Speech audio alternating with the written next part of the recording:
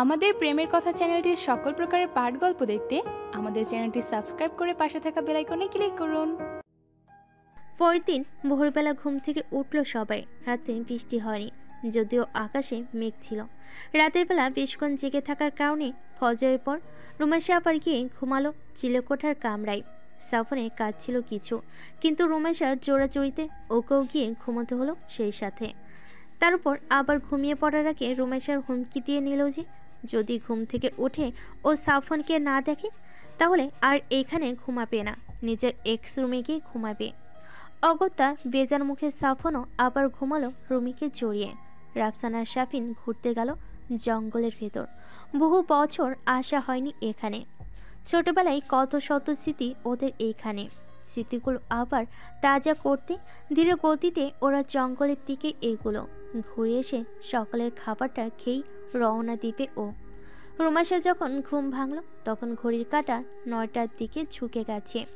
তড়িঘড়ি করে বিছানা থেকে উঠে বসলো ও। ফুপি হয়তো একাই সমস্ত কাজ করছে রান্নাঘরে। কাজের খালা অন্যান্য কাজ গুছিয়ে দিল, রান্নাটা রুনিয়া নিজেই করেন।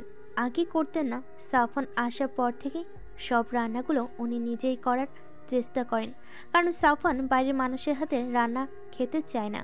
রেস্টুরেন্টও যায়নি কখনো, কারণ প্রথমত ওর এই ফিজিক্যাল কন্ডিশন, আর দ্বিতীয়ত ওর খুঁতখুঁতে স্বভাব।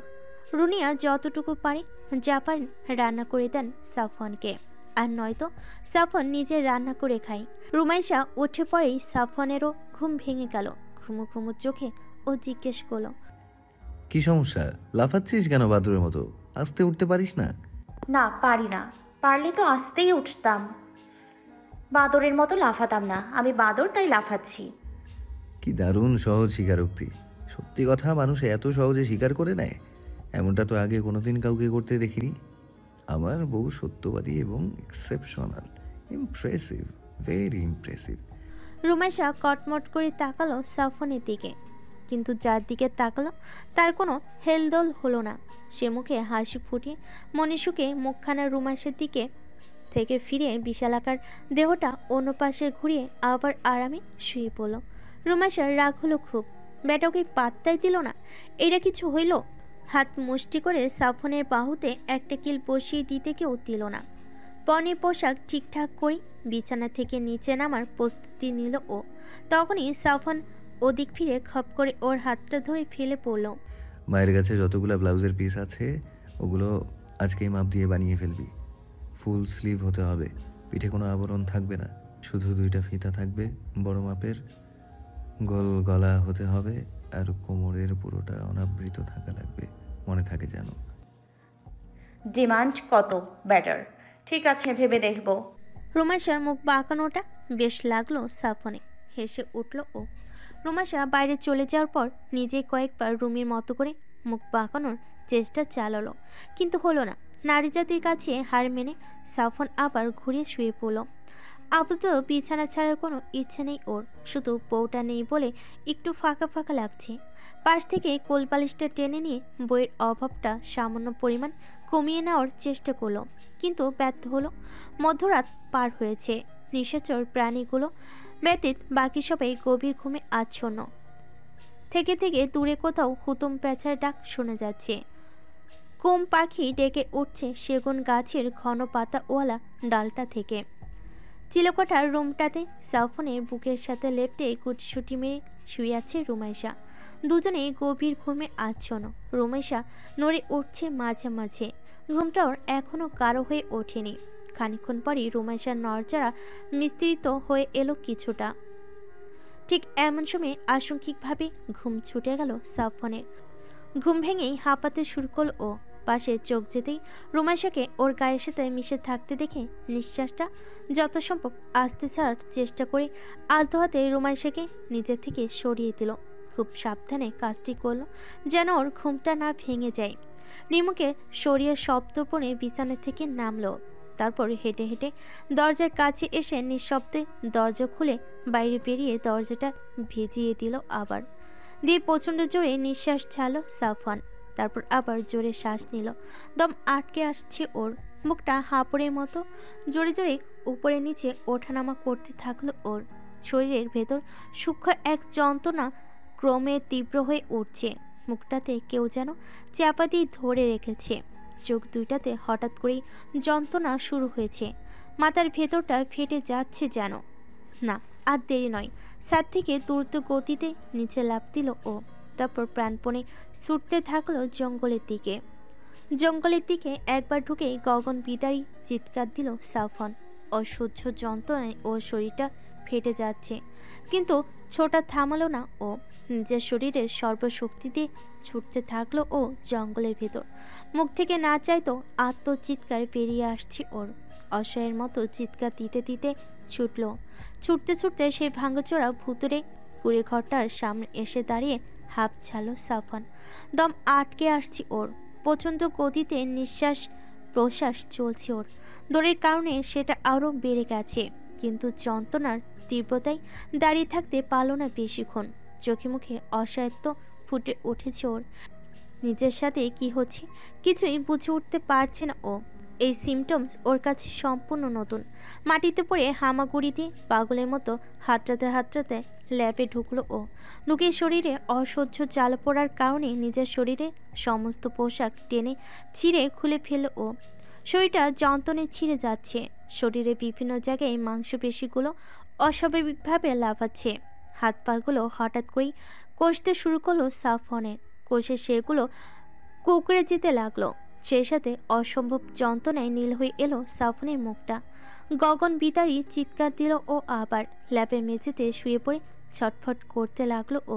এই লোকচক্ষুর আড়ালে থাকা পরিবারের সবার অজানা ল্যাবের ভেতর নিঃসঙ্গ সাফন অসহায় হয়ে ল্যাবের ছাদের দিকে তাকিয়ে সৃষ্টিকর্তার নিকট প্রাণপণে প্রার্থনা করতে থাকলো। শরীর ছেঁড়া যন্ত্রণায় চোখ দুইটা দিয়ে অঝরের ধারায় পানি গড়িয়ে পড়তে লাগলো ওর। দুই পাটি দাঁত একসাথে লেগে গেছে ব্যথার তীব্রতায়। এসবের মাঝে হঠাৎ করে ভয়ানক যন্ত্রণা শুরু হলো সাফনের চোখে। আকাশ বাতাস কাঁপিয়ে আবারও চিৎকার দিয়ে উঠল ও। প্রচণ্ড কষ্টে প্রাণ বেরিয়ে যাওয়ার উপক্রম হলো ওর। যন্ত্রণায় চোখ মেলতে পারল না আর। চোখ খিচে চিৎকার করতে থাকলো শুধু। শেষবারের মতো চেষ্টা করলো একবার উঠে বসার। কষে যাওয়া হাতে ভর দিতে পারল না, তবুও মাথাটা উঁচু করে চোখ মেলে দেখার চেষ্টা করলো প্রাণপণে। চোখ মেলে রুমের ভেতর থাকা ফুল ভিউ মিররের ভেতর নিজেকে দেখতে পেল ও। শরীরটা পুরো কালো বর্ণ ধারণ করেছে। মাংসপেশিগুলো অদ্ভুতভাবে কাঁপছে। আর সবচেয়ে আশ্চর্যজনক হচ্ছে ওর চোখ দুটা। জলজলে চোখে সে উজ্জ্বল আলোটা আকাশের তারার মিটিমিটি আলোর মতো করেই কম বেশি হচ্ছে। উজ্জ্বলতাটা কমে গিয়ে আবার বেড়ে যাচ্ছে, মুহূর্তেই কমে গিয়ে আবারও জ্বলে উঠছে। কিন্তু সেই দৃশ্য বেশিক্ষণ দেখতে পেল না সাফন। অসহ্য যন্ত্রণায় চোখ দুইটা খিচে বন্ধ করে নিল। আর তারপরই ওই প্রচণ্ড রকম যন্ত্রণায় ছটফট করতে করতে একসময় শরীরটা তীব্র বেগে ঝাঁকি দিয়ে জ্ঞান হারালো সাফন সেখানে। সাফনের আদরে আলিঙ্গনের অভাবে ঘুম ভেঙে গেল রুমাইশার। চোখ না খুলেই বিছানার অপর পাশটা হাতিয়ে দেখল ও। নেই সাফন। সাথে সাথে চোখ মেলে তাকিয়ে উঠে বসল ও। ভাবল অসময়ে গিয়েছে হয়তো। বসে রইল সাফনের বের হওয়ার অপেক্ষায়। কিন্তু কিছু সময় পার হওয়ার পরও ভেতর থেকে কোনো সারা শব্দ এলো না। তখনই উত্তর দিক থেকে হাওয়ায় ভেসে এলো কারোর গগন বিদারী চিৎকারে ক্ষীণ শব্দ। ঘুমু ঘুমু ভাবটা একেবারে ছুটে গেল রুমাইশার। তৎক্ষণাৎ বিছানা থেকে নেমে অসময়ে দরজার কাছে গেল ও। কিন্তু সেটা তো বাড়ি থেকেই লক করা। বুকের ভেতর কেঁপে উঠল রুমাইশার। সাহস না হারিয়ে দরজা খুলে খোলা ছাদটা চেক করতে গেল ও। যদি সাফনকে সেখানে পাই সেই আশায় দরজার কাছে গিয়ে দরজাটা লকটা খোলা দেখল ও। তড়িৎ গতিতে রুম থেকে বের হয়ে ছাদের এ মাথা থেকে ও মাথা হন্য হয়ে খুঁজল ও সাফনকে। না, নেই সাফন, কোথাও নেই। পায়ের তলা থেকে যেন মাটি সরে গেল ওর। তখনই জঙ্গলের ভেতর থেকে কারোর আত্মচিৎকার ভেসে এলো আবারও। অসহ্য যন্ত্রণায় কাতর হয়ে কেউ জঙ্গলটাকে কাঁপিয়ে তুলছে তার তীব্র চিৎকারে। সেটা যে সাফনেরই প্রবল বেদনার চিৎকার তা বুঝতে আর বাকি রইল না রুমাইশার। হতবম্ব হয়ে চাঁদের মেঝেতে হাঁটু ভেঙে বসে পড়ল ও। অসহায় চোখে একবার তাকালো ওই জঙ্গলের দিকে। চোখ থেকে নিজের অজান্তেই পানি গড়িয়ে পড়তে লাগলো ওর। কিন্তু এইভাবে বসে থাকলে চলবে না। মেঝে থেকে উঠে দ্রুত গতিতে রুমে গেল ও। তারপর সাফিনের ফোনে কল করলো। গলা ঝেড়ে নিজেকে স্বাভাবিক করে নিল রুমাইশা। কয়েকবার রিং হওয়ার পর কল রিসিভ করলো শাফিন। ঘুমু ঘুমু গলায় কে জিজ্ঞেস করতেই রুমাইশা বলে উঠল, আমি রুমি বলছি। শাফিন, কোনো সমস্যা হয়েছে আপু? ঠিক আছো তুমি? তোর ভাই রুমে নেই। ওয়াশরুম, ছাদ সব চেক করেছি, কোথাও নেই ও। জঙ্গলের ভেতর থেকে আমি কারো চিৎকার শুনেছি পরপর 2বার। আমার মনে হয় ওইটা তোর ভাইয়েরই চিৎকার। মনে হয় না, আমি নিশ্চিত। হয়তো ভাইয়ের কোনো কাজ আছে, তাই গিয়েছে জঙ্গলে। কাজ থাকলেও চিৎকার করবে কেন? আমি স্পষ্ট শুনেছি যন্ত্রণায় চিৎকার করছো। আমি এখানে থাকতে পারছি না আর, আমি জঙ্গলে যাব ওর কাছে। তুই আমাকে নিয়ে চল। শাফিন কি বলবে মেপে পেল না। ভাইয়ের জন্য ওর নিজেরও চিন্তা শুরু হলো এবার। কোনো উপায় না পেয়ে রাজি হলো ও রুমাইশার সাথে জঙ্গলে যেতে। ঠিক আছে, আমি রেডি হচ্ছি। সন্ধ্যায় অল্প বৃষ্টি হয়েছে, জঙ্গলের মাটি কাদা কাদা হয়ে আছে। শক্ত ধরনের জুতা পরো, পরে নিচে আসো, আমিও আসছি। বলে ফোন কেটে দিল শাফিন। তারপর চেয়ারের উপরে খুলে রাখা শার্টটা গায়ে জড়াতে লেগে গেল। রুমাইশা জঙ্গলের ভেতর হাঁটার সুবিধার্থে একটা ট্রাউজার পরে নিল, আর তার উপর পরল সাফনের একটা টি শার্ট। ওরগুলো সব বাড়িতে। লম্বা চুলগুলো শক্ত করে খোপা করে একটা রাবার ব্যান্ড দিয়ে বেঁধে নিল। শক্তপোক্ত যুক্ত আছে কিনা মনে পড়ল না ওর, তবু একবার দোতলার রুমটা দেখে যাবে ভাবলো। সেদিন বাড়ি থেকে আসার সময় স্যান্ডেল পরে এসেছিল। তারপর সাফন একজোড়া হিল জুতো কিনে দিয়েছিল। এছাড়া তো আর কিচ্ছু নেই। গোছানো শেষ হলে সাফনের স্টাডি টেবিলের ড্রয়ার থেকে একটা ছোট টর্চ লাইট নিল। রেডি হয়ে দোতলায় এসে নিচের রুমে গেল। একজোড়া কাপড়ের সুজুতো পেল ও, উপায় না পেয়ে সেগুলোই পরে নিল। শাফিন রুম থেকে বেরিয়ে এসে দেখলো পাশের রুমে দরজা খোলা। উকি দিয়ে দেখলো রুমাইশা জুতা পরছে। ওকে দেখে রুমাইশা জুতা পরা দ্রুত শেষ করলো। তারপর দুজনে সিঁড়ি বেয়ে নেমে সপ্তর্পণে মেইন ডোর খুলে বাইরে বেরিয়ে গেল। রাতের অন্ধকারে জঙ্গলের দিকে তাকাতেই গা ছমছম করে উঠছে। তারপর বৃষ্টি হয়ে জঙ্গলটা আরও ভয়ঙ্কর রূপ ধারণ করেছে। কিন্তু সেসবে তোয়াক্কা করল না রুমাইশা। দ্রুত পায়ে জঙ্গলের দিকে আগালো ও। ওর পেছন পেছন শাফিন আশপাশটা নজর দিতে দিতে আগালো। এতক্ষণ ওরা টর্চ না জ্বালিয়েই হাঁটছিল। জঙ্গলের খানিক ভেতর এসে টর্চ জ্বালালো রুমাইশা। উদ্দেশ্যহীনভাবে জঙ্গলের ভেতর হাঁটতে লাগলো ওরা দুজন। এত বড় জঙ্গলের ভেতর কোথায় খুঁজবে ওরা সাফনকে? পায়ের জুতাটা কাঁধে মাখামাখি হয়ে গেছে রুমাইশার। 2-3বার সাতলা জায়গায় পড়ে যেতে গিয়েও পড়েনি। ট্রাউজারের নিচের দিকটা কাদায় ছিটেই পূর্ণ হয়ে গেছে। সেসবের দিকে একদম ধ্যান নেই রুমাইশার।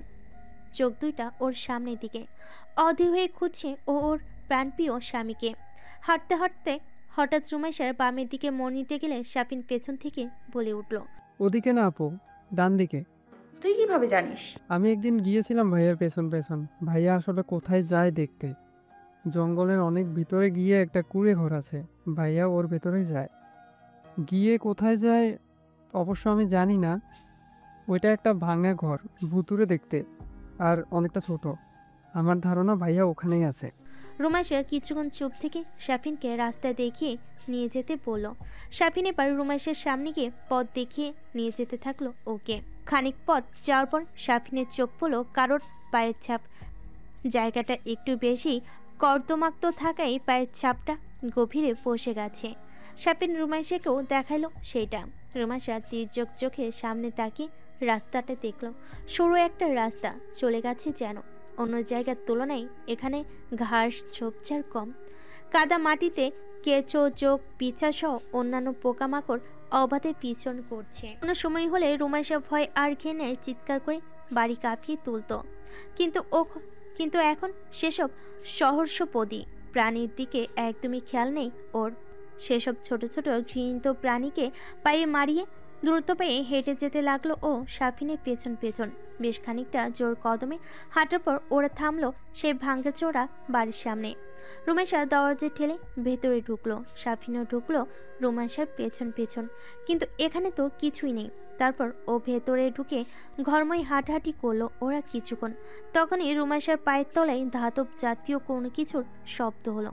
চকিতে তাকালো শাফিনের দিকে। শাফিন সেই মুহূর্তে তাকালো রুমাইশার দিকে। তৎক্ষণাৎ ওরা সেখানে শুকনা পাতা আর আবর্জনা সরিয়ে আবিষ্কার করলো একটা লোহার দরজা। দুজনেই বুঝলো এটাই সেই ল্যাবে যাওয়ার রাস্তা। কিন্তু কিভাবে খুলবে এটা বুঝতে পারল না। দুজনে অনেকক্ষণ ধরে টেনে ওঠানোর চেষ্টা করলো দরজাটা, কিন্তু উঠল না। অনেকক্ষণ চেষ্টার পর ও যখন দরজাটা উঠল না, তখন শেষমেশ হাল ছেড়ে দিয়ে ধৈর্য হারিয়ে শাফিন হাত দিয়ে জোরে একটা আঘাত করলো দরজার উপর। আর তখনই সেখানে একটা স্ক্রিন ভেসে উঠল। ফিঙ্গারপ্রিন্ট চাইলো। চমকে উঠল ওরা দুজনেই, কিন্তু হাতের ছাপ কোথায় পাবে এখন ওরা? রুমেশা ভালোভাবে স্ক্রিনটা পরখ করলো কিছুক্ষণ। হঠাৎ স্ক্রিনের বাম কোণায় চোখ গেল ওর। রুমেশা চোখ ছোট ছোট করে দেখার চেষ্টা করলো কি লেখা আছে সেখানে। কিছুক্ষণ তাকিয়ে থেকে দেখলো সেখানে খুব ছোট্ট করে ইংরেজিতে লেখা পাস। সেখানে টাচ করতে পাসওয়ার্ড লেখার অপশন উঠে এলো ওদের সামনে। চকিতে দুজন দুজনের দিকে তাকালো, কিন্তু ওরা তো জানে না পাসওয়ার্ড কি। কি দিবে এখন পাসওয়ার্ড ওরা? শাফিন চড়ে এলো স্ক্রিনের সামনে থেকে। প্রথমে কয়েকটা সাধারণ সংখ্যা দিয়ে ট্রাই করলো ও, কিন্তু লাভ হলো না কোনো। শাফিন এবার রুমাইশার নাম দিয়ে চেষ্টা করলো একবার, কিন্তু তাতেও হলো না। বাড়ির সবার নামই একটা বার করে দিয়ে চেষ্টা করে দেখলো, কিন্তু কোনোটাই কাজে আসলো না। তোর কি মনে হচ্ছে এমন গুরুত্বপূর্ণ একটা জায়গায় পাসওয়ার্ডও এরকম পানির মতো সোজা নামধাম দিয়ে সেট করে রাখবে? শাফিন অসহায়ভাবে তাকালো একবার রুমাইশার দিকে। রুমাইশা ওকে সরিয়ে দিয়ে এবার নিজে ট্রাই করতে লাগলো। সেদিন রাতে সাফন ওর ফেবুতে লগ ইন করার সময় ওর পাসওয়ার্ড দেখিয়েছিল রুমাইশা। সেই হিসাব করে পাসওয়ার্ডের প্যাটার্ন কেমন হতে পারে সেটা আন্দাজ করে ট্রাই করতে লাগলো ও। বেশ কয়েকবার বিভিন্নভাবে ট্রাই করার পর ও যখন খুললো না, তখন হাল ছেড়ে দিয়ে মাটিতে বসে পড়লো ও নিজেও। মুখে হাত দিয়ে ভাবতে লাগলো কি করবে এখন। কিছুক্ষণ চুপ করে বসে থেকে আবারও পাসওয়ার্ড লিখতে বসলো ও। এক একে যতগুলো আইডিয়া মাথায় আসে সবগুলো ট্রাই করলো, কিন্তু খুলতে পারলো না। শেষে টাচ স্ক্রিনটা ওদেরকে ওয়ার্নিং দিল যে আর 5 বার ভুল পাসওয়ার্ড দিলেই স্ক্রিন লক হয়ে যাবে, আর পাসওয়ার্ড দিতে পারবে না ওরা। রুমাইশা অসহায় চোখে একবার শাফিনের দিকে তাকালো। শাফিনও একইভাবে তাকিয়ে আছে ওর দিকে। রুমাইশা দমে গেল না। আবারও পাসওয়ার্ড দেওয়ার চেষ্টা করল ও, কিন্তু পরপর দুবার চেষ্টা করার পরও খুলতে পারল না। তারপর নিরুপায় হয়ে চোখ বুজে কিছুক্ষণ বসে রইল, আর সামনে আগাবে কিনা সেটাই ভাবতে লাগলো বসে বসে। কান্না পাচ্ছে ওর, গলা ভারী হয়ে আসছে, চোখের বাঁধ ভেঙে পানি বেরিয়ে আসতে চাইছে। সাফন যদি আসলে ভেতরে থেকে থাকে তাহলে হয়তো খুব যন্ত্রণায় আছে ও। একা একা কি করছে ও এই বদ্ধ দরজার ভেতর ভেবেই রুমাইশা আর নিজেকে ধরে রাখতে পারল না। ফুপিয়ে কেঁদে উঠল। শাফিন তাকিয়ে রইল রুমাইশার দিকে। রুমাইশা ভাঙ্গা ঘরটার দেওয়ালে পিঠ ঠেকিয়ে বসে অসহায় হয়ে কাঁদতে লাগলো। শাফিন কয়েকবার কান্না থামাতে বলতে কেউ বলল না, কাঁদতে দিল রুমাইশাকে। ও নিজেরও ভাইয়ের চিন্তায় মুখ ভারী হয়ে আসছে, কিন্তু কিচ্ছু করার নেই ওর। কিছুক্ষণ পর কান্নাকাটি থামিয়ে চোখ মুছে মুখটা দৃঢ় করে আবার স্ক্রিনের দিকে এগিয়ে গেল রুমাইশা। তারপর আবার চেষ্টা করলো একবার। এবারও নিজের আর মোস্তফা আহমেদের নাম দিয়ে সাথে আরও কিছু সংখ্যা আর চিহ্ন যোগ করে পাসওয়ার্ড পাতালো। আর এইবার ওদের দুজনকে চমকিয়ে দিয়ে দরজাটা মেটালিক সাউন্ড করে খুলে গেল। আর তারপরে ভেসে উঠল নিচে যাওয়ার সিঁড়ি। দুজন দুজনের দিকে তাকিয়ে সিঁড়ি বেয়ে নেমে গেল ভিতরে দ্রুত গতিতে। শাফিন গেল প্রথমে, আর গিয়েই দূর থেকে দেখতে পেল সাফনের নগ্ন দেহটা উপর হয়ে পড়ে আছে রুমের এক কোণে। ঝাঁকুনি দিয়ে উঠছে সেটা থেকে থেকে। তাজ্জব শ্যামলা রঙা শরীরটা কুচকুচে কালো বর্ণ ধারণ করেছে। এই দৃশ্য দেখে সেখানেই দাঁড়িয়ে গেল শাফিন। চোখ বড় বড় হয়ে তাকিয়ে আছে ভাইয়ের ওই কালো শরীরটার দিকে। শাফিনকে এইভাবে সিঁড়ির উপর দাঁড়িয়ে যেতে দেখে শাফিনের চাহনি অনুসরণ করে রুমাইশাও তাকালো সেদিকে। শক্ত খোলসে আবৃত তার সাফনের পুরশালের শরীরটাকে এইভাবে মেঝেতে নেতিয়ে পড়ে থাকতে দেখে মুখটা কেঁপে উঠল রুমাইশার। উচ্চস্বরে কেঁদে উঠে সেদিকে ছুটল ও। রুমের বাউন্ডারি ভেতর পা রাখতে লেজার রোশনি লাগলো রুমাইশার গায়ে। আর আনম্যাচ পেয়ে অদ্ভুত রকমের সতর্কীকরণ শব্দ শোনা গেল রুমের দেওয়ালের উপর দিকে কোনায় রাখা সাউন্ড বক্স থেকে। লেজারের তীব্রতায় পুড়ে গেল রুমাইশার শরীরে কিছু কিছু অংশ। যন্ত্রণায় কুকিয়ে উঠল ও, কিন্তু নিজের দিকে খেয়াল করার সময় পেল না। দৌড়ে গিয়ে বিছানা থেকে চাদর তুলে ঢেকে দিল সাফনের নগ্ন শরীরটা।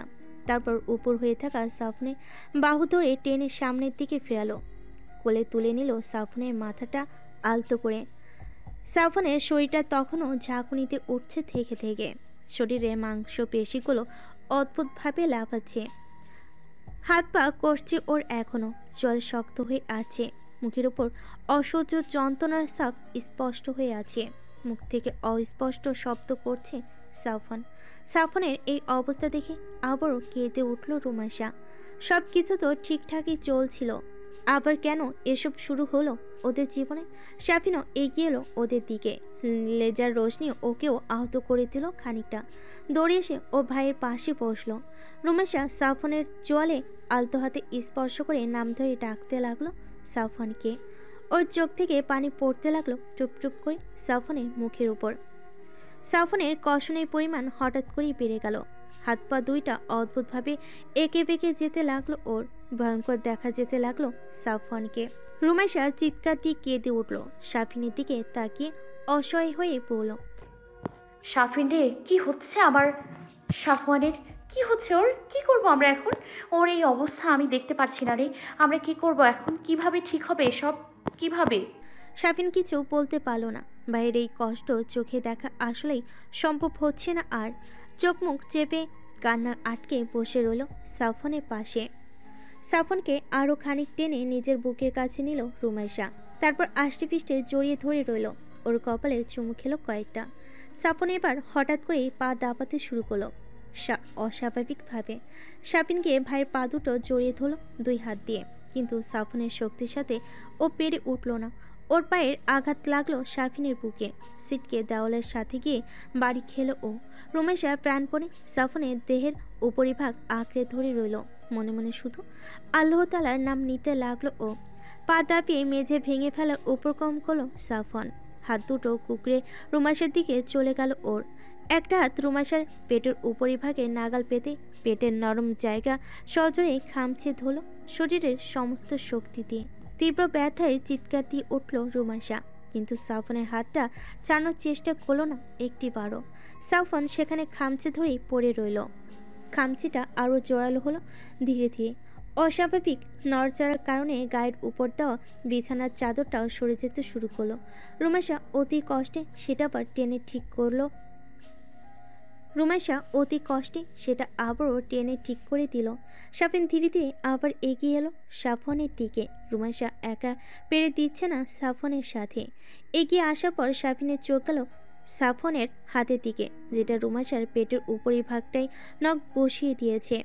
সাফিন সেদিকে দ্রুত গতিতে এগিয়ে গিয়ে সাফনের হাত থেকে রুমাইশাকে ছাড়ানোর চেষ্টা করলো, কিন্তু সাফনের হাত কষে আছে, ছাড়ানো সম্ভব হচ্ছে না। অনেকক্ষণ চেষ্টার পর সাফনের হাত আলগা করতে সক্ষম হলো সাফিন। নখের আগে রক্ত লেগে থাকতে দেখলো ও।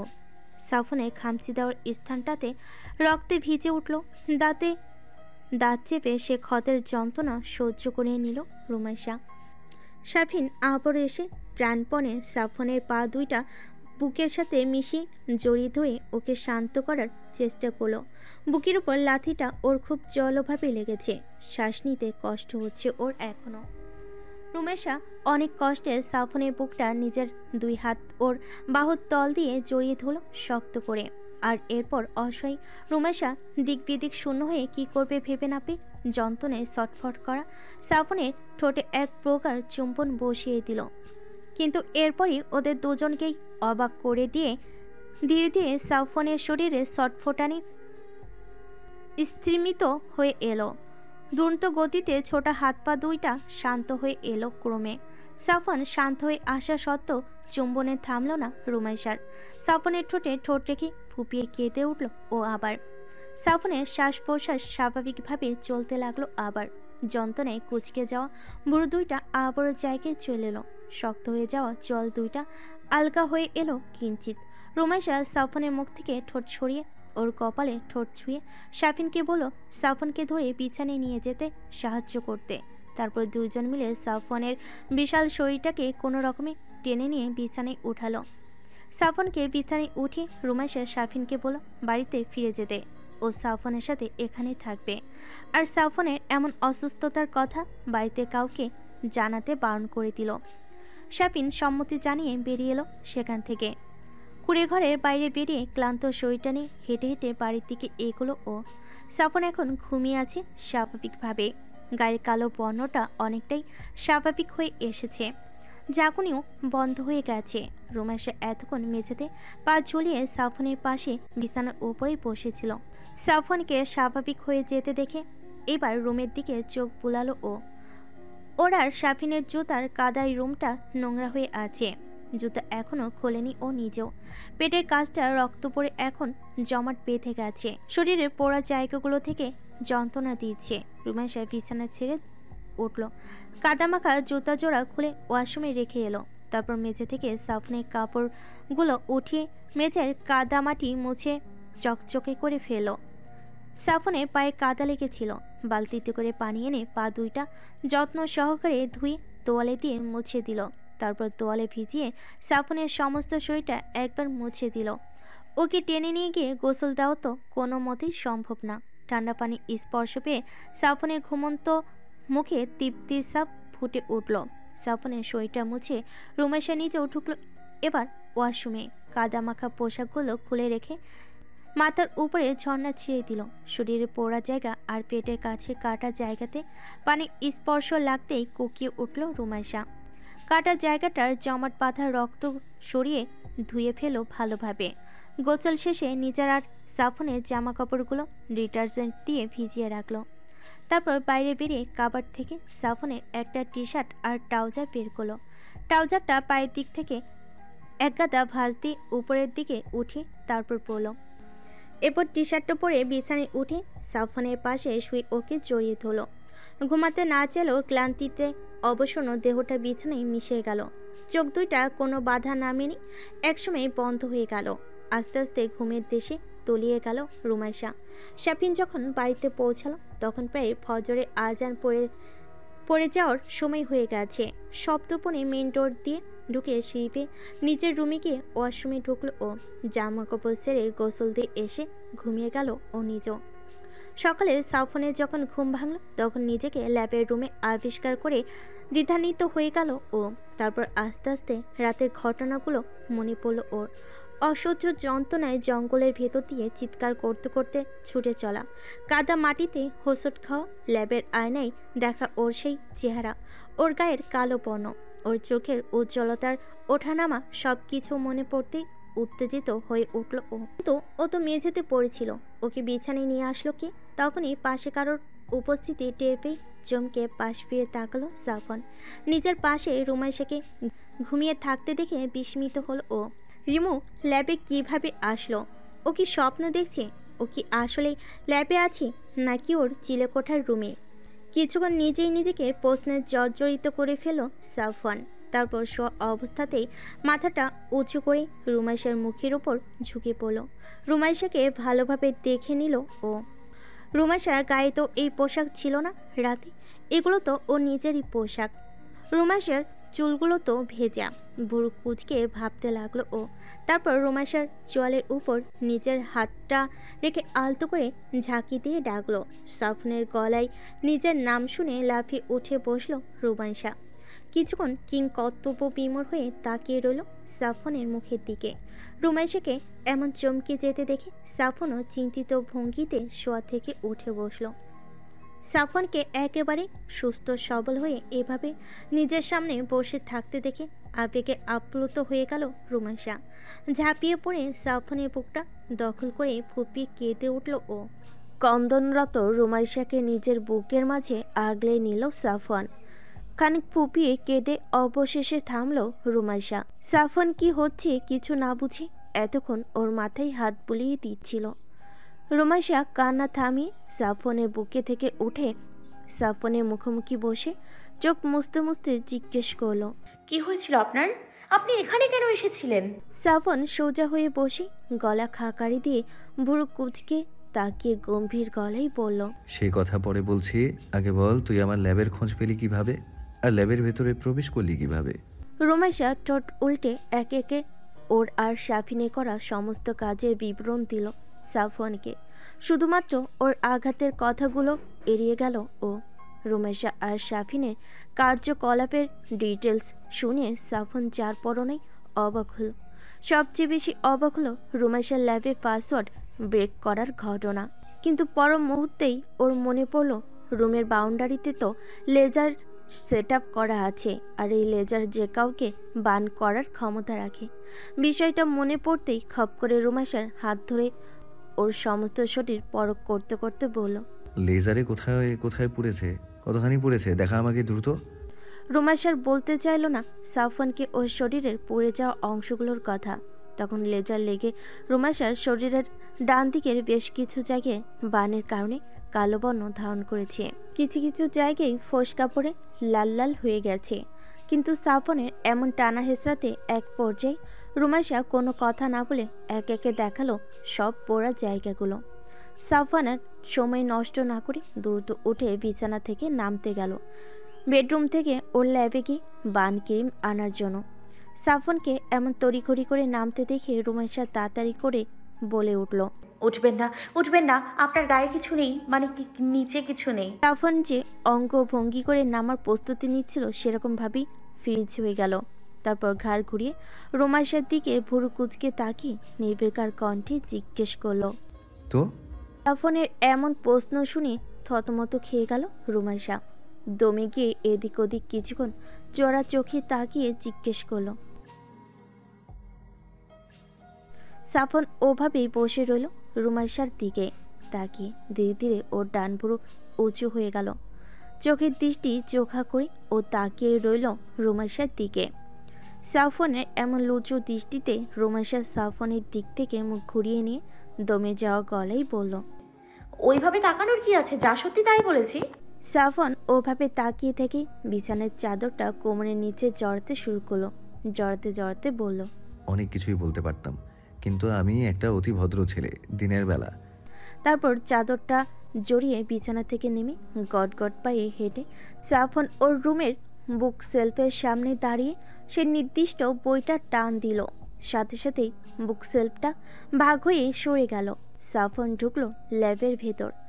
কৌতূহলী রুমাইশা নেমে এলো বিছানা থেকে। সাফওয়ানের পেছন পেছন সেও ঢুকলো। আর ঢুকেই অবাক চোখে তাকিয়ে রইল ও। ল্যাবে ঢুকে ওর মনে হচ্ছে ও বাংলাদেশে নেই, লন্ডনের কোনো পরীক্ষাগারে ঢুকেছে। অদ্ভুত রকমের সাদা রঙা বিশাল আকৃতির ল্যাবটা যেন সম্মোহনী ভঙ্গিতে ওকে নিজের দিকে টানছে। বিস্মিত নয়নে চারপাশটা ঘুরে ঘুরে দেখতে লাগলো ও। এত বিশাল এরিয়া নিয়ে তৈরি ল্যাবটার ভেতরের একাংশ জুড়ে রয়েছে প্রায় শখানেক গুল্ম জাতীয় উদ্ভিদ, যার একটিকেও রুমাইশা এই জীবনে দেখেনি। কোনো কোনো গাছে ফুটে রয়েছে অদ্ভুত রকমের ফুল, আর সেসব থেকে অদ্ভুত রকমের বিদঘুটে গন্ধ আসছে। ল্যাবের ডান পাশের সমস্ত দেওয়াল জুড়ে মৌমাছির কুঠুরিয়ার মতো মাঝারি সাইজের কাচের দরজা লাগানো বক্স। প্রতিটা বক্সের ভেতর ভিন্ন ভিন্ন ম্যাটেরিয়ালস রাখা। আর বাম পাশের দেওয়ালটা জুড়ে ল্যাবে সব রকমের উন্নত মেশিনারিজ রাখা। দেওয়ালের সাথে অদ্ভুতভাবে লেগে আছে সেগুলো। রুমাইশাকে এমন বড় বড় চোখ করে ল্যাবটা দেখতে দেখে সাফওয়ান ওর কাছে এসে ওর হাত ধরে ল্যাবের প্রতিটা জায়গা ঘুরিয়ে ঘুরিয়ে দেখালো। প্রতিটা লিকুইড, প্রতিটা যন্ত্রাংশের কাজ বুঝিয়ে দিল ওকে। রুমাইশা শুধু দেখেই গেল, কিছু বুঝলো না। কিন্তু হাঁটতে হাঁটতে রুমাইশা একসময় বুঝলো যে এই রুমটাই শেষ না, এমন আরও অনেক রুম আছে। সাফওয়ান হেঁটে হেঁটে সেই নাম না জানা গাছগুলোর কাছে গিয়ে একটা গোলাকার লাল পাতা গাছ ধরে নির্দিষ্ট অ্যাঙ্গেলে ঘোরাতে গাছের পেছনের দেওয়ালের একাংশ শব্দ করে সরে গেল ডান দিকের দেওয়ালের ভেতর। আর এরপরই সাফওয়ান যেন ওকে নিয়ে ঢুকলো অন্য এক জগতে। এই জায়গাটা দেখে মনে হচ্ছে না যে এটা মাটির নিচে, মনে হচ্ছে পৃথিবীর বুকেই এক টুকরো জঙ্গল, যেখানে বৈচিত্র্যময় সরীসৃপদের বসবাস। পায়ের নিচে কোনো শান বাঁধানো নেই, পুরোটাই মাটি। সে মাটির উপরে অজস্র গাছপালা, আর সেখানে ছড়িয়ে ছিটিয়ে রয়েছে অদ্ভুত দর্শন সব রেপটাইল। গাছের ডালে কত রকমের সব ঝুলে আছে তার হিসেব নেই। কিন্তু সাফওয়ান সেখানে ঢুকতেই প্রাণীগুলো যেন কিছু একটা হলো। এতক্ষণে শান্ত পরিবেশে হঠাৎ করেই অশান্ত হয়ে উঠল। প্রাণীগুলো হুটোপুটি করে সাফওয়ানের দিকে দ্রুত গতিতে ছুটে আসতে লাগলো চারিদিক থেকে। প্রাণীদের এমন আচরণে ভরকে গেল রুমাইশা। ও দ্রুত গিয়ে সাফনের পেছনে লুকালো। আর সাফান নিজের চোখ দুইটা বন্ধ করে দুহাত মেলে দিল সেই সরীসৃপদের উদ্দেশ্যে। আর এরপর চারিদিক থেকে ছুটে আসা বিভিন্ন আকৃতির বিভিন্ন বর্ণের সরীসৃপগুলো সাফনের গা বেয়ে উঠে গেল মুহূর্তেই। ওর সমস্ত শরীরে জড়িয়ে রইল সেগুলো। এই অদ্ভুত দৃশ্য দেখে রুমেশা এক ঝটকায় সাফনের থেকে সরে ভীত সন্ত্রস্ত হয়ে পেছনে থাকা দেওয়ালের সাথে লেগে গেল। সাপও এমনিতেই খুব ভয় পায়, আর একসাথে এতগুলো সাপ দেখে ওর গলা শুকিয়ে গেল একেবারে। ঢোক গিলতে গিয়ে কিছুই পেল না, চোখ দুইটা বড় বড় হয়ে গেল ওর। খানিক পর সাফন ধীরে ধীরে ঘুরল রুমেশার দিকে। আর আজ এই মুহূর্তে সাফনকে দেখার পর রুমেশা সর্বোচ্চ ভয় পেল। চোখের পলক ফেলতেও যেন ভুলে গেল ও। বুকের ভেতরটা ভয়ের চোটে প্রচণ্ড দ্রুত গতিতে ওঠানামা করতে লাগলো। সাফন রুমেশার দিকে ফিরে অদ্ভুত রকমের একটা হাসি দিল। রুমেশার ফিলে চমকে গেল সাফনের হাসি দেখে। সাফনের জলজলে চোখ দুটা এখন সাধারণের চেয়ে বেশি জলজল করছে। চোখের ধূসর সবুজ রংটা গাঢ় হয়ে গেছে অনেকখানিক। আর ওর চোখের গোলাকার পিউলিপটা তির্যক হয়ে লম্বা আকার ধারণ করেছে। সাপেরা যেমন থেকে থেকে জিহ্বা বের করে চারপাশে স্মেল নেই, ঠিক সেভাবেই থেকে থেকে কুচকুচে কালো দ্বিখণ্ডিত লকলকে জিহ্বাটা অর্ধেকেরও বেশি বের হয়ে আসছে সাফনের মুখ দিয়ে। গায়ের আষ্টের চামড়াটা গিরগিটির শরীরের মতো যেন রং বদলাচ্ছে থেকে থেকে। লাল, নীল, বেগুনি হয়ে রংধনুর মতো শরীরময় খেলা করে বেড়াচ্ছে যেন রঙগুলো। সাফনের হাতের শিরা উপশিরাগুলো গাঢ় নীল রং ধারণ করে স্পষ্ট হয়ে ভেসে উঠছে ওর হাতের উপর অদ্ভুতভাবে। আর ওর তীক্ষ্ণ সুচালো ক্যানাইল দাঁতদ্বয় এই অদ্ভুত পরিবেশের স্বল্প আলোকে ঝকঝক করছে। দেওয়ালের সাথে ভয়ে লেপটে যাওয়া রুমেশার দিকে তাকিয়ে সাফন ওর ঝকঝকা দাঁত মেলে মাতালের মতো জোরে জোরে হাসতে লাগলো, যেন ওর মারাত্মক নেশা হয়ে গেছে এই সাপগুলোর স্পর্শ পেয়ে। আর রুমেশা ভয়ে কাতর হয়ে অসহায় চোখে দেখতে লাগলো সাফনের ওই সম্পূর্ণ নতুন রূপ।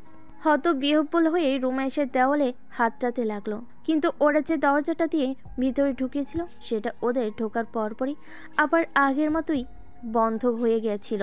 সেই দরজাটা যে আসলে কোথায় সেটাও বোঝার উপায় নেই এখন আর। অসহায় দৃষ্টিতে সাফনের দিকে তাকিয়ে থেকে ও ভীত সন্ত্রস্ত হয়ে প্রাণপণে সেই দরজাটা খুঁজতে লাগলো সমস্ত দেওয়াল হাতে। কিন্তু তাতে কোনো লাভ হলো না। সাফন অদ্ভুত কিন্তু ভয়ঙ্কর হাসি হেসে ধীরে ধীরে এগিয়ে আসতে থাকলো রুমেশার দিকে। ওর এই চোখ দুটোর দিকে তাকানো যাচ্ছে না, প্রচণ্ড রকম হিংস্রতায় পরিপূর্ণ হয়ে আছে সেগুলো। ভয়ঙ্কর ওই চেহারার দিকে তাকালেই রুমেশার গলা শুকিয়ে আসছে। বের হওয়ার দরজা খুঁজে না পেয়ে অবশেষে হাল ছেড়ে দিয়ে দেওয়ালের সাথে পিঠ ঠেকিয়ে সাফওয়ানের দিকে নিষ্প্রভ দৃষ্টিতে তাকিয়ে রইল রুমেশা। ওর আর কিছুই করার নেই। সাফওয়ান যদি এখন ওকে মেরেও ফেলে তবুও কিচ্ছু করার নেই। মনে মনে কালিমা শাহাদাত পড়তে লাগলো ও, আর সৃষ্টিকর্তার কাছে মনে প্রাণে ক্ষমা প্রার্থনা করতে থাকলো। সাফওয়ান ওর দিকে প্রতিটা কদম এগিয়ে আসার সাথে সাথেই ওর হৃদস্পন্দন বেড়ে চলো। চোখ বুজে নিল ও প্রাণপ্রিয় স্বামীর হাতে এই মুহূর্তে মৃত্যুবরণ করার জন্য, মৃত্যুকে গ্রহণ করার জন্য নিজেকে প্রস্তুত করে নিল ও। আর তার কিছুক্ষণ পরই নিজের খুব কাছে সাফওয়ানের উপস্থিতি অনুভব করলো রুমেশা। সাফওয়ানের ভারী নিঃশ্বাস পড়ছে ওর মুখের উপর, আর সেই সাথে ও অনুভব করলো সাফওয়ানের শরীরে কিলবিল করতে থাকা অজস্র সাপ। সাফওয়ান ওইভাবেই দাঁড়িয়ে রইল রুমেশার সামনে। ওই তির্যক চোখে রুমেশাকে দেখতে থাকলো ও।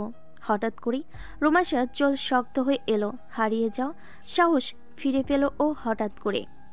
ওর মনে মনে দৃঢ় বিশ্বাস নিয়ে শক্ত হয়ে দাঁড়িয়ে রইল, এটা জেনে যে সাফওয়ান ওর কোনো ক্ষতি করবে না।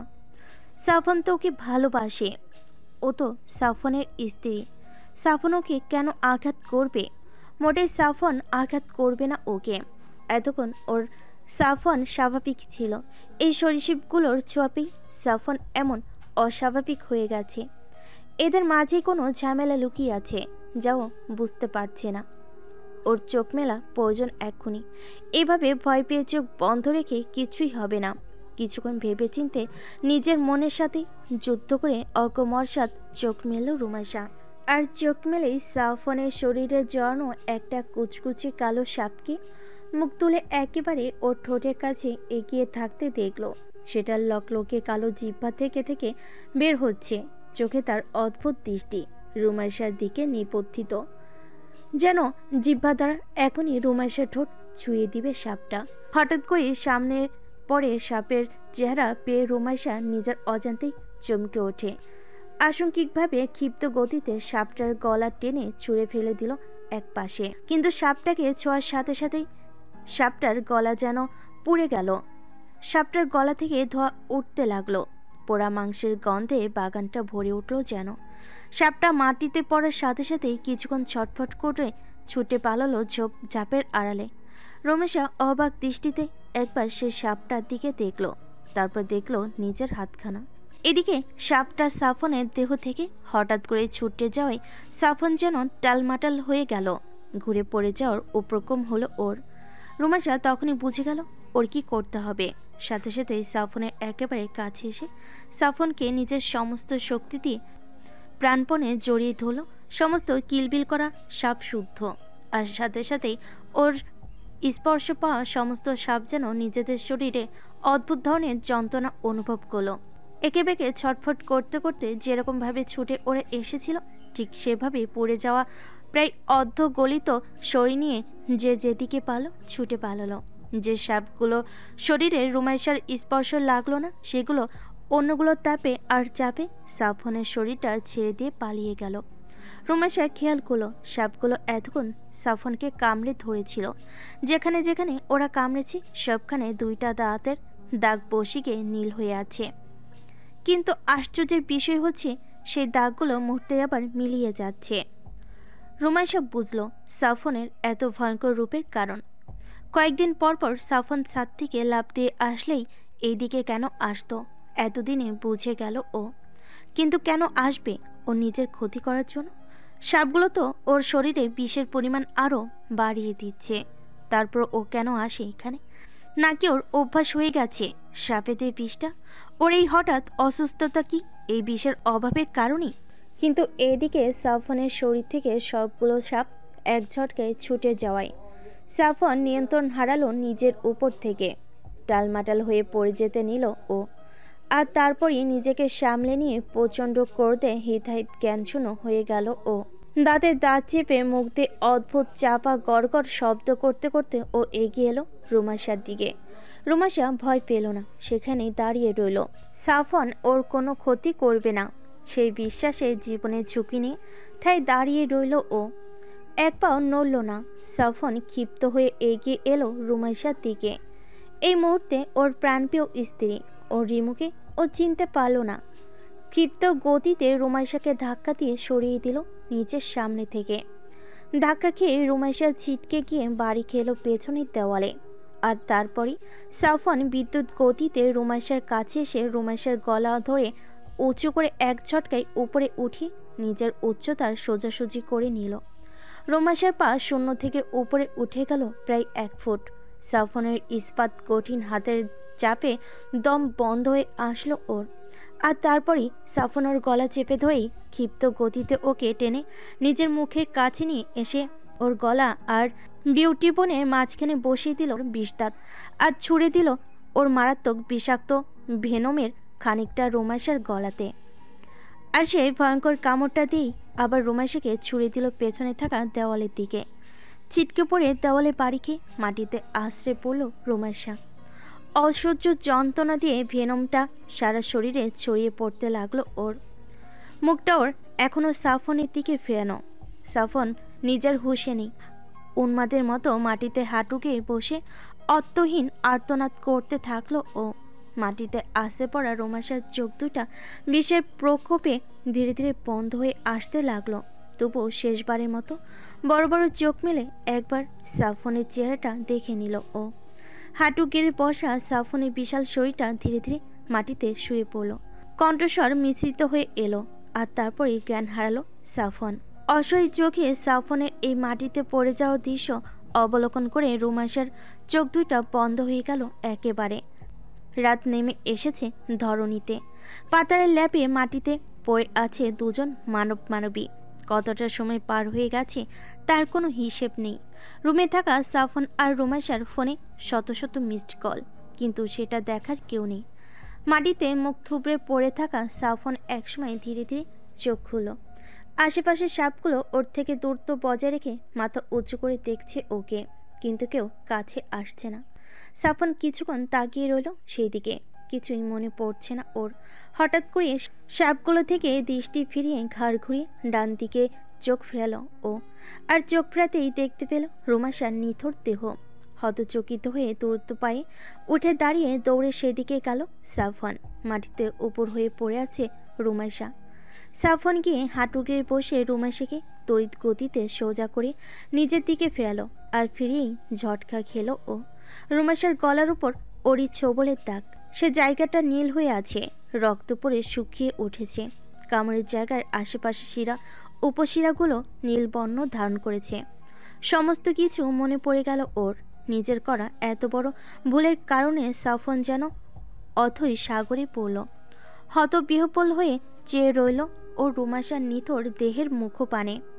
বিড়বিড় করতে লাগলো ও, রিমু রে, আমি কি করলাম? এটা কি করলাম আমি? আমার রিমু চোখ খোল রে পাখি। রুমাইশার ঠান্ডা হয়ে যাওয়া দেহ স্পর্শ করে সাফনের চোখ ঝাপসা হয়ে এলো। বুড়ো দুইটা অসহায় হয়ে কুঁচকে এলো ওর। রুমাইশার মুখটা আলতো করে ধরে মুখের ওপর হাত বোলাতে বোলাতে রুমাইশাকে ডাকতে থাকলো ও, সোনা রে, আমার কলিজার টুকরা, চোখ খোল রে পাখি। আমি কি করলাম এটা? আমার জান, আমার রিমু, চোখ খোল রে ময়না আমার। আর এরপর ডুকরে কেঁদে রুমাইশার নিস্তেজ মুখের উপর নিজের মুখখানা ধীরে ধীরে রেখে চরম বেদনা মেশানো এক চিৎকার দিয়ে কান্নায় ভেঙে পড়ল সাফন। ওর চিৎকারে ঝোপঝাড়ের সমস্ত সরীসৃপগুলো সচকিত হয়ে গেল। সাফনের থেকে একটা নিরাপদ দূরত্বে সরে গেল ওরা সবাই। খানিকক্ষণ পর সাফন কান্না থামিয়ে রুমাইশাকে মাটিতে শোয়ালো। তারপর শেষ আশা নিয়ে নিজেরই দেহটা ঝুঁকিয়ে কান পাতল রুমাইশার বুকে। ওর হৃদস্পন্দন শোনার চেষ্টায়, আর মনে মনে সৃষ্টিকর্তার নিকট প্রার্থনা করতে থাকলো যেন তিনি ওকে নিরাশ না করেন। ওর প্রাণপ্রিয় স্ত্রী যেন ওকে ছেড়ে না চলে যায়, ওর কাছেই যেন থেকে যায়। খানিকক্ষণ বুকের উপর কান পেতে থাকার পর হৃদস্পন্দনে ক্ষীণ শব্দ কানে এলো সাফনের, আর তৎক্ষণাৎ হতচকিত হয়ে রুমাইশাকে বুক থেকে মাথা সরিয়ে নিয়ে দ্রুত গতিতে ওকে দুই হাতে উঠিয়ে কোলের ভেতর নিয়ে সাদা দেওয়ালের উপর নিজের ডান হাতটা মেলে ধরল সাফন। সাফনের হাতের স্পর্শে দরজাটা খুলে গেল সাথে সাথেই। এরপরই রুমাইশাকে নিয়ে দৌড়ালো ও ল্যাবের ভেতর। দৌড়ে গিয়ে ল্যাবের এআই ভয়েসকে কমান্ড করলো স্ট্রেচার ওপেন করতে। সাথে সাথে মেঝে ফাঁকা হয়ে একটি বিশাল আকৃতির বক্স উঠে এলো, আর সেই বক্সটা ভাঁজ ভেঙে ভেঙে পরিণত হলো একটা স্ট্রেচারের। সাফন রুমাইশাকে নিয়ে স্ট্রেচারের নরম ফ্রোমের উপর শুয়ে দিল, আর তারপর স্ট্রেচারের মাথার কাছে থাকা স্বচ্ছ কম্পিউটার স্ক্রিনে টাচ করে কয়েকটা ফাংশন চালু করে দিল। তখন স্ট্রেচারের চারপাশ থেকে 20টার মতো রোবোটিক যন্ত্রাংশ বেরিয়ে আসলো। এরপর সাফন মৌমাছি কুঠুরির মতো বক্সগুলো থেকে দ্রুত পায়ে নির্দিষ্ট কতগুলো লিকুইড নিয়ে ভিন্ন ভিন্ন সিরিঞ্জের ভেতর প্রবেশ করলো, আর তারপর সেই সিরিঞ্জগুলো লাগিয়ে দিল স্ট্রেচার থেকে বের হওয়া যন্ত্রাংশগুলোর মাথায়। এরপর স্ট্রেচারের মাথার কাছে থাকা কম্পিউটার স্ক্রিনে স্পর্শ করে কমান্ড দিতেই সমস্ত সিরিঞ্জের সূচগুলো একসাথে রুমাইশার শরীর ভেদ করে মাংস শিরা উপশিরার ভেতর ঢুকে গেল, আর সাথে সাথে স্ট্রেচারের উপরেই ভয়ানকভাবে লাফালাফি করে ছটফট করতে থাকলো রুমাইশা। সাফন চোখ মুখ শক্ত করে সেই দৃশ্য দেখতে থাকলো। ওর কাছে আর কোনো রাস্তা নেই এটা করা ছাড়া। নিজের ভেনমের অ্যান্টিভেনম নেই ওর কাছে। ছোটবেলার কামড়ের ভেনমটা ব্ল্যাক মাম্বা ছিল, কিন্তু এখন সে ভেনমটা বদলাতে বদলাতে সম্পূর্ণ নতুন এক ভেনম সৃষ্টি হয়েছে, যার কোনো অ্যান্টিভেনমই নেই। আরও নিজের অ্যান্টিভেনম তৈরি করে উঠতে পারেনি, কিন্তু রুমাইশাকে বাঁচাতে একটা শেষ চেষ্টা করল ও। রুমির শরীরে দেওয়া ফ্লুইডগুলো সাফনের শরীরের বিভিন্ন রকম ফ্লুইডের সংরক্ষণ। এত যাবৎকাল নিজেকে সুস্থ করতে আর নিজের ভেনমের অ্যান্টিভেনম তৈরি করতে যতবার পদক্ষেপে নিয়েছিল, ও ততবারই কিছু ফ্লুইড ক্রিয়েট করে ফেলেছিল, যার একটাও ওর উদ্দেশ্য সফল করতে পারেনি, কিন্তু সেগুলো সযত্নে রেখে দিয়েছিল সাফন এতদিন, আর আজ সেগুলোই ব্যবহার করেছে। ও জানে না এতে রুমাইশা বাঁচবে কিনা, ওর কোনো ধারণা নেই এই বিষয়ে। এটাই রুমাইশাকে বাঁচানোর প্রথম আর শেষ উপায়। যে পরিমাণ ভেনমের উপস্থিতি রুমাইশার শরীরে ও দেখেছে, তাতে রুমাইশা যে এখনও বেঁচে আছে সেটাই আশ্চর্য একটি ব্যাপার। সাফন স্ট্রেচার থেকে কিছুটা দূরে দাঁড়িয়ে রুমাইশার এই ছটফটানি দেখতে থাকলো। চল দেয় শক্ত ওর, হাত দুইটা মুষ্টিবদ্ধ, চোখের কোণে বাষ্প। কিছুক্ষণ পর সাফন রুমাইশাকে ওইভাবে রেখেই চলে আসলো বেডরুমে। কাবার্ড থেকে একটা ট্রাউজার বের করে পড়ল, তারপর আবার ল্যাবে এসে একটা কম্পার্টমেন্ট থেকে কয়েকটা বিশালাকার সাদা রঙা তরল ভর্তি চারকোনা ব্যারেল বের করলো, আর তারপর স্ট্রেচারে ছটফটরত রুমাইশার দিকে একবার তাকিয়ে ব্যারেলগুলো দুই হাতে উঁচু করে নিয়ে চলল রেপটাইলদের আবাস স্থলের দিকে। চোখ মুখ ভয়ানক রকমের শক্ত হয়ে আছে সাফনের। নিজেকে ওর এই মুহূর্তে শেষ করে দিতে ইচ্ছে করছে, কিন্তু সেটা সম্ভব না। ল্যাব থেকে বেরিয়ে ঝোপঝাড়পূর্ণ রেপটাইলদের আবাস স্থলে পা রাখলো ও। চারপাশটা একেবার শেষবারের মতো মন ভরে দেখে নিল। মোস্তফা আহমেদ তৈরি করা এই অসম্ভব সুন্দর রেপটাইলদের অভয়ারণ্য বাগানটাকে ও দেখে নিল শেষবারের মতো। কত রকমের দুষ্প্রাপ্য গাছপালা দিয়ে ভরে আছে এই সমস্ত এলাকাটা, তার হিসেব নেই। কত শত ধরনের সরীসৃপ এখানে বসবাস করছে, বংশ বিস্তার করেছে এত বছর ধরে, তারও কোনো হিসাব নেই। সাফন বড় করে একটা শ্বাস টানল, তারপর হাতে করে আনা ব্যারেলগুলো থেকে দাহ তরলগুলো ঢালতে লাগলো সমস্ত বাগান জুড়ে। এই নেশা ও আর নিজের কাছে রাখবে না, তাতে ওর যা হয় হবে। আজও রুমাইশা ল্যাবের ভেতর মৃত্যু পথযাত্রী হয়ে শুয়ে আছে স্ট্রেচারে, শুধুমাত্র ওর এই ভয়ঙ্কর নেশার জন্য। প্রতিবার এই সাপগুলোর ছোঁয়ায় ট্রিগার্ড হয় ও, আর ওর সমস্ত হিংস্রতা আগের মতো করে ফিরে আসে ওর কাছে। সিঙ্গাপুরেও এই একই কাজ হতো ওর সাথে। ওর সংঘের সমস্ত সাপগুলোকে নিজের শরীরের সাথে মিশিয়ে নিয়ে শুয়ে থাকতো ও সমস্ত রাত জুড়ে, আর প্রতিবারই ওর হিংস্রতার পরিমাণ বেড়ে যেত চক্রবৃদ্ধি হারে। সাপগুলোর এই বিষাক্ত সবল ওর কাছে ছিল মাদকের মতো, যা না পেলে ওর মাথায় কাজ করতো না। এই অভ্যাস ওর হয়েছিল সেই প্রথম থেকেই, আর না, আর এটাকে প্রশ্রয় দিবে না ও। আজও ধ্বংস করে দেবে সব, আর কিছুই রাখবে না। ওর কারণেই ওর রিমো দুইবার মৃত্যুর মুখে পতিত হলো, আর এখন সে বাঁচবে কিনা তারও কোনো নিশ্চয়তা নেই।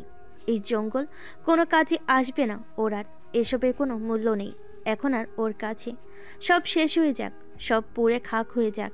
সমস্ত বাগান জুড়ে কেরোসিন আর পেট্রোল ঢেলে সাফন ফিরে এলো আবার দরজার নিকট, আর তারপরেই চোখ মুখ শক্ত করে ট্রাউজারের পকেট থেকে একটা লাইটার বের করে জ্বালিয়ে ছুড়ে দিল বাগানটার ভেতর, আর সাথে সাথেই দপ করে জ্বলে উঠে পুরো বাগানময় ছড়িয়ে গেল সেই আগুনের লেলিহান শিখা। সাফনের ইচ্ছে করলো এই আগুনের ভেতর ঝাঁপিয়ে পড়তে। এই জীবন আর ভালো লাগছে না ওর, মুক্তি চাই এই জীবন থেকে। জ্বলতে থাকা গাছপালার দিকে তাকিয়ে একটা দীর্ঘশ্বাস ফেলে ও ল্যাবের ভেতর গিয়ে দরজা আটকে দিয়ে রুমাইশার পাশে বসলো। রুমাইশার ছটফটানি এখন একেবারেই নেই, স্থির হয়ে গেছে রুমাইশা একেবারে। কম্পিউটার স্ক্রিনে রুমাইশার হার্টবিট দেখলো সাফন, ক্ষীণ গতিতে চলছে সেটা। যে কোনো সময় হয়তো রুমাইশার জীবন প্রদীপ নিভে যাবে একেবারে। চোখের সামনে মুমূর্ষু রুমাইশাকে এইভাবে পড়ে থাকতে দেখে সাফনের নিজেকে এই মুহূর্তে প্রচণ্ড রকম অসহায় লাগলো। দেওয়ালের পাশে এখনো আগুন জ্বলছে ও স্ক্রিনে রুমাইশার হৃদস্পন্দনের দিকে তাকিয়ে রইল। শুধু একটাবার ওই উঁচু নিচু হয়ে বয়ে চলার দাগটা যদি সোজা হয়ে যায়, সাথে সাথেই ওই আগুনের ভেতর নিজেকে সঁপে দেবে। ওর রিমোট যদি কিছু হয়ে যায়, তবে ওর আর বেঁচে থাকার কোনো কারণ থাকবে না এই পৃথিবীতে। খানিক পর সাফনের বুকটা কাঁপিয়ে দিয়ে হঠাৎ করে কম্পিউটার স্ক্রিনে বয়ে চলা উঁচু নিচু দাগটা সোজা হয়ে একটানা বিপ বিপ শব্দ করে এগিয়ে যেতে লাগলো। সাফনের বুকের ভেতরটা ভেঙে গুড়িয়ে গেল, যেন বিমুখ দৃষ্টিতে তাকিয়ে রইল ও রুমাইশার মুখপানে। তীব্র ব্যথায় বুকটা ঝাঁঝরা হওয়ার উপক্রম হলো ওর। শেষবারের মতো রুমাইশার ওই নিস্তেজ হয়ে যাওয়া মায়া ভরা মুখটাকে মন ভরে দেখে নিয়ে দুহাত দিয়ে রুমাইশার মুখে হাত বুলালো সাফওয়ান। কিন্তু ওর হাত দুইটা অস্বাভাবিকভাবে কাঁপতে লাগলো। প্রাণ ভরে ওর রিমুকে একটু ছুঁয়ে দিতে পারল না। হাত দুটো যেন কোনোভাবেই রিমুকে স্পর্শ করার সমাপ্তি টানতে চাইছে না, কোনোভাবেই তারা তৃপ্ত হতে চাইছে না। চোখ ফেটে পানি আসতে চাইল সাফওয়ানের। কাপা হাতটা রুমাইশের সারামুখী বুলিয়ে দিয়ে শরীরটা ঝুঁকিয়ে রুমাইশের কপালে চুমু খেলো ও। আর তখনই রুমাইশার মুখের ওপর টুপ করে এক ফোঁটা পানি গড়িয়ে পড়ল সাফওয়ানের চোখ থেকে। রুমাইশার জল পেয়ে সেটা গড়িয়ে পড়ল বিছানার উপর। তারপর আবার সোজা হয়ে বসলো সাফওয়ান। রুমাইশার নির্লিপ্ত মুখখানায় আবারও একবার কাপা হাতটা বুলিয়ে দিয়ে স্ট্রেচার থেকে উঠে দাঁড়ালো ও। আর এরপর ধীর পায়ে ল্যাবের পাশেই দাও দাও করে জল আগুনের উদ্দেশ্যে পা বাড়ালো ও। কয়েক পা যাওয়ার পরই সাফওয়ানের চোখের পানি আর বাধা মানল না। অযোধ্যারায় সেগুলো সাফওয়ানের রুক্ষ চোয়াল পেয়ে গড়িয়ে পড়তে থাকলো নিচে। মুখে ফুটে উঠল ওর বেদনার নিদারুণ সাপ। চোখ দুটো এখন বিচ্ছেদ মানতে না পেরে যেন তীব্র ব্যথায় কুঁচকে গেল। কিন্তু সাফওয়ানের সেই বুক ফাটা কান্নায় কোনো শব্দ হলো না। সমস্ত কান্নার আওয়াজগুলো গলা পাকিয়ে ঠেলে ওঠে গলাতেই রয়ে গেল। অসহ্য রকম যন্ত্রণা শুরু হলো সাফওয়ানের বুকের মাঝখানটাতে। মনটা খুব করে চাইতো রুমাইশার ওই স্নিগ্ধ মুখটার দিকে আরও একবার চোখটা ঘোরাতে, কিন্তু ওর দেহটা ঘুরল না। চোখ মুখ শক্ত করে দৃঢ় পায়ে হেঁটে চলল ও সেই সহস্ত রচিত দাবানলের দিকে। রেপটাইলের লেপে ঢোকার আগ মুহূর্তেই এসে দাঁড়িয়ে গেল সাফওয়ান। তারপর মাথা তুলে ছাদের দিকে দৃষ্টিপাত করলো ও সৃষ্টিকর্তার উদ্দেশ্যে। চোখ দুইটা বন্ধ করে ক্ষমা প্রার্থনা করলো ও। নীরবে সৃষ্টিকর্তার নিকট শুধু এই কথাগুলোই আওড়াতে থাকলো। ইয়া রব, আমার প্রয়োজন নেই আর এই জীবনের। এই হাত দুটোকে আর কোনো মৃত্যুর জন্য দায়ী করতে চাই না আমি। আমার প্রিয়তমা স্ত্রী আমার রিমু আজ আমার কারণে এই পৃথিবী ছেড়েছে। যাকে এত এত ভালোবেসেছি আজ তাকেই আমি শেষ করে ফেললাম নিজের হাতে। খুন করেছি আমি ওকে। আমার কোনো ক্ষমা হয় না। আর এখন আমি যা করতে চলেছি তার জন্য জাহান্নাম চিরকালের জন্যই নির্ধারিত হয়ে যাবে আমার জন্য। কিন্তু আমি আর চাই না এ জীবন। অনেক সহ্য করেছি, আর পারছি না ইয়া রব। আর ধৈর্য নেই আমার। ক্ষমা করবেন আপনি আমাকে। সৃষ্টিকর্তার দেওয়া জীবনটাকে নিজের হাতে শেষ করতে এগিয়ে চলো সাফওয়ান। জীবনের উপর আর কোনো মায়া কাজ করছে না ওর। পরিবারের কারোর কথাই ওর মনে আর দাগ কাটতে পারছে না। সব শেষ হয়ে গেছে ওর, আর কিছুই বাকি নেই। আকাশের দিক থেকে ধীর গতিতে চোখ নামালো সাফওয়ান। এই পৃথিবীর কাছে ওর আর কিছুই চাও নেই। এই জায়গাটার প্রতি বিতৃষ্ণা এসে গেছে ওর। প্রয়োজন নেই আর ওর এমন পৃথিবীর। একটা দীর্ঘশ্বাস ফেলে শেষবারের মতো নিজের মনের তৃষ্ণা মেটাতে দূর থেকে একবার নিজের প্রিয়তমা স্ত্রী, নিজের ভালোবাসার দিকে চোখ ফেরালো সাফওয়ান। আর ফিরেই হতভম্ব হয়ে গেল ও। কম্পিউটার স্ক্রিনে বয়ে চলা সরল রেখাটা আবার উঁচু নিচু হয়ে তালে তালে বয়ে চলে রুমাইশার প্রাণের অস্তিত্বের প্রমাণ দিচ্ছে। আর সেটা দেখেই সাফওয়ানের ছুটে যাওয়া প্রাণটা যেন ধরে ফিরে এলো। খুশিতে আত্মহারা হয়ে ডুকরে কেঁদে উঠল ও। স্বস্তির শ্বাস ছেড়ে মেঝেতে হাত ডুকরে ওইখানেই বসে পড়ল সাফওয়ান। তারপর আকাশের দিকে মুখ তুলে উচ্চস্বরে বলে উঠল, ইয়া আল্লাহ, ইয়া রহমানুর রহিম, অসীম দয়া আপনার। কোটি কোটি শুকরিয়া আপনার প্রতি। সারা জীবন শুকরিয়া আদায় করলেও আপনার প্রতি কৃতজ্ঞতা প্রকাশ করে কখনোই শেষ করতে পারবো না। আমাকে ক্ষমা করবেন আপনি। আমার করা সমস্ত পাপ কর্ম ক্ষমা করবেন আপনি। আমার কোনো অপকর্মের প্রভাব যেন আমার রিমুর উপর না পড়ে ইয়া রব। আমার স্ত্রী, আমার কলিজাকে আপনি ফিরিয়ে দিয়েছেন আমার কাছে। আপনার অশেষ রহমত, তাকে আপনি দীর্ঘ হায়াত দান করুন ইয়া রব, আমিন। আর এরপরেই মেঝে থেকে উঠে ও দৌড়ে চলে গেল স্ট্রেচারের নিকট। আর তারপর শয়নরত রুমাইশাকে জড়িয়ে ধরে উন্মাদের মতো চুমু খেতে লাগলো ওর সমস্ত মুখে। রুমাইশার শ্বাস চলছে আবার স্বাভাবিকভাবে। হৃদযন্ত্র স্পন্দিত হচ্ছে আবার হৃদ্দিক গতিতে। স্বল্প সময়ের জন্য হৃদস্পন্দন থেমে গেছিল ওর, কিন্তু মস্তিষ্ক সচল ছিল। খানিকক্ষণ হৃদযন্ত্র বন্ধ হয়ে আবারও গতি ফিরে পেয়েছে। সাফওয়ান নিজের মুখখানা রুমাইশার মুখের উপর রাখলো। রুমাইশার ঠান্ডা নিঃশ্বাসটাকে নিজের মুখের উপর অনুভব করতে থাকলো ও। তারপর নিজেও একসময় স্ট্রেচারের উপরে উঠে রুমাইশার পাশে শুয়ে রুমাইশাকে জড়িয়ে ধরে শুয়ে পড়ল। শরীর মন সবই ক্লান্ত ওর। রুমাইশার হাতটা নিজের মুঠিতে নিয়ে নিজের ঠোঁটের উপর রিমোর হাতের উপরিভাগটা চেপে ধরে রইল। নিজের উপর নিয়ন্ত্রণ হারিয়ে যে ওর রিমোর প্রাণনাশের কান হতে চলেছিল, তার জন্য নিজেকে মনে মনে ধিক্কার দিতে লাগলো ও। আর অপর পাশে এতদিনের যত্নে পেলে পুষে রাখা রেপটাইলের বাগানটা জ্বলে পুড়ে অঙ্গার হতে থাকলো। বাড়িতে রুনিয়া পাগল প্রায়, তবে সাফওয়ানের সাথে কোনোভাবেই কোনো যোগাযোগ করতে পারছেন না তিনি। সেই দুপুরবেলা লাস্ট সাফওয়ানের ফোনে কল ঢুকেছিল। এরপর থেকে সাফওয়ান রুমাইশা দুজনের ফোনই বন্ধ দেখাচ্ছে। ইশতিয়াক আহমেদ থমথমে মুখে বসে আছেন। ছেলের কথা কাউকে জিজ্ঞেস করতে পারছেন না, কারণ ওর ছেলে কারোর বাড়িতেই যায়নি কখনো, আর ছেলেকেও কেউ দেখেনি কোনোদিন। তারপর ওর সাথে রুমাইশা আছে, কোথায় আছে, কি করছে ভেবে উদ্বিগ্ন হয়ে মনে মনে আল্লাহকে ডাকতে থাকলেন তিনি। এই বাড়িতে আয়েশাও মেয়েশোকে বুক ভাসাচ্ছেন। রুমাইশার সাথে তাদের রাফসানও চলে আসার পর থেকে আর কোনো যোগাযোগ হয়নি, ফোনও পাচ্ছেন না। রুনিয়ার কাছে কল দিলে শুনলেন যে সাফওয়ানকেও পাচ্ছে না তারা, আর সেটা শোনার পর থেকেই আয়েশাকে আর ঠেকানো যাচ্ছে না। রাফসান তাদের কাউকেই বলেনি যে আমেরিকা থেকে একদল মাফিয়া এসেছে সাফওয়ানকে খুঁজতে, কিন্তু ওর মনে মনে ভীষণ রকম চিন্তা হচ্ছে। মন বারবার বলছে সাফওয়ান কোনো বিপদে পড়েছে, কিন্তু ও কী করবে? ওর তো কিছু করেনি। যদি সাফওয়ান ধরাশায়ী হয়ে যায় তাদের কাছে, তাহলে রাফসান তো ওদের কাছে কিছুই না। এত সন্দেহ হওয়ার পরও রাফসান কাউকে কিচ্ছু জানালো না, নিজের মনেই রাখলো সব কথা। ও বাড়িতে শাফিন মন খারাপ করে বসে আছে। ভাইয়ের ওই অবস্থার কথা চিন্তা করে ভয় লাগছে ওর। ভাইয়ের ঠিক হয়েছে তো? সাফওয়ান আর রুমিকে ফোনে না পেয়ে শাফিন আবারও একবার সবাইকে লুকিয়ে এসেছিল ভুতুরে কুড়ে ঘরটার কাছে, কিন্তু পূর্বের যে পাসওয়ার্ড দিয়ে ওরা দরজা খুলতে পেরেছিল সেটাতে আর কাজ হয়নি। পাসওয়ার্ড ইনকারেক্ট বলছে, তাই ভেতরে আসলেই কি হচ্ছে তাও জানতে ব্যর্থ হয়েছে।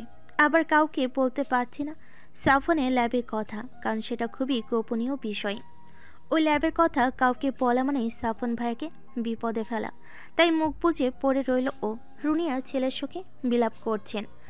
এখনও পর্যন্ত এমন কোনো দিন যায়নি যেদিন সাফওয়ান তার সাথে কোনো কথা বলেনি, কিন্তু কাল সকাল থেকে সাফওয়ানের সাথে তার কোনো রকমের কোনো যোগাযোগ হয়নি।